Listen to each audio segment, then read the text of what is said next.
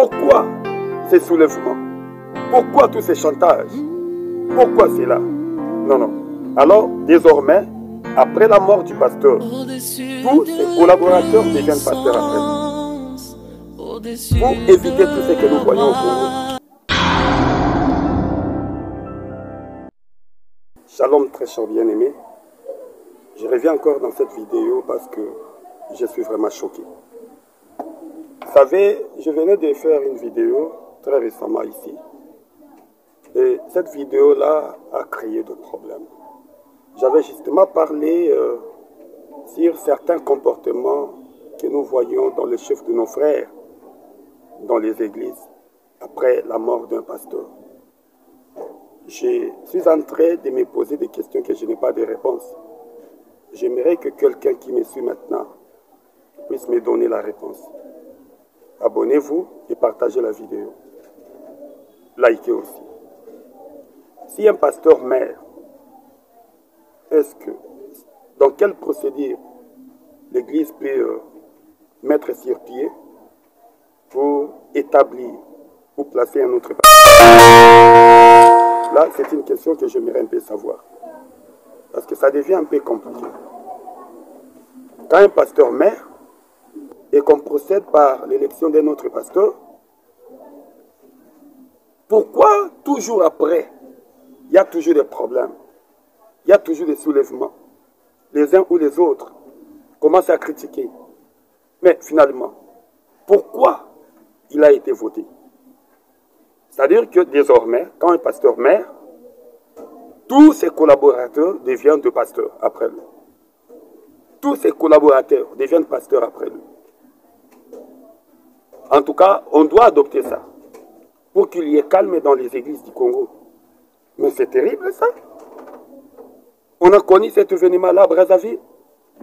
Aujourd'hui, je vais pas surtout citer les noms des églises ou les noms des pasteurs. Parce que quand j'ai essayé de le faire, il y a quelqu'un qui m'a écrit des histoires qui m'a choqué. Mais je parle seulement des réalités que nous connaissons ici dans la ville. Pourquoi?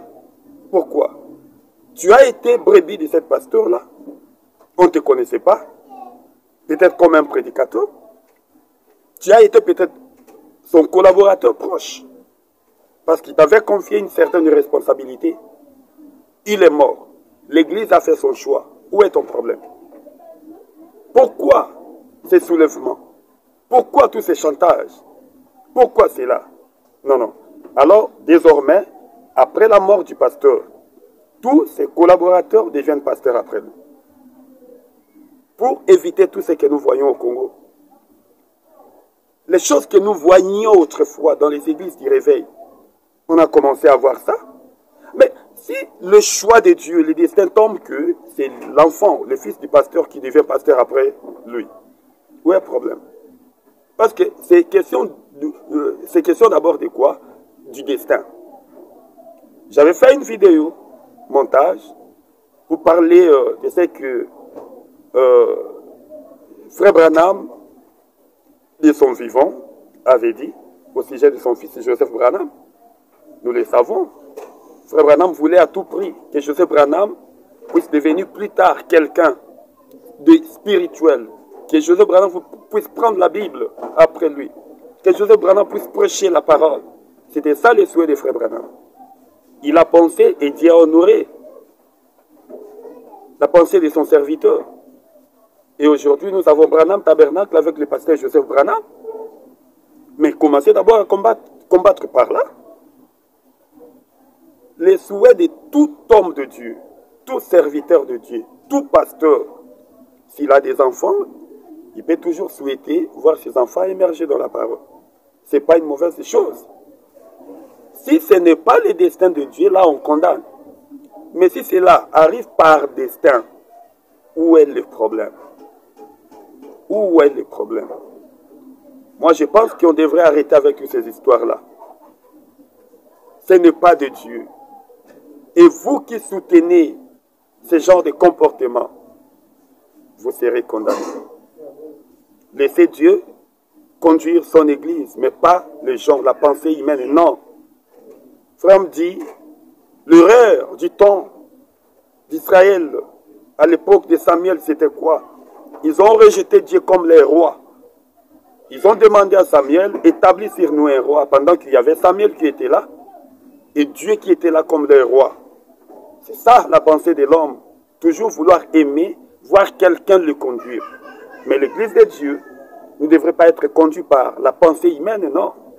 L'Église de Dieu doit être conduite par la pensée de Dieu. C'est ce que nous voulons.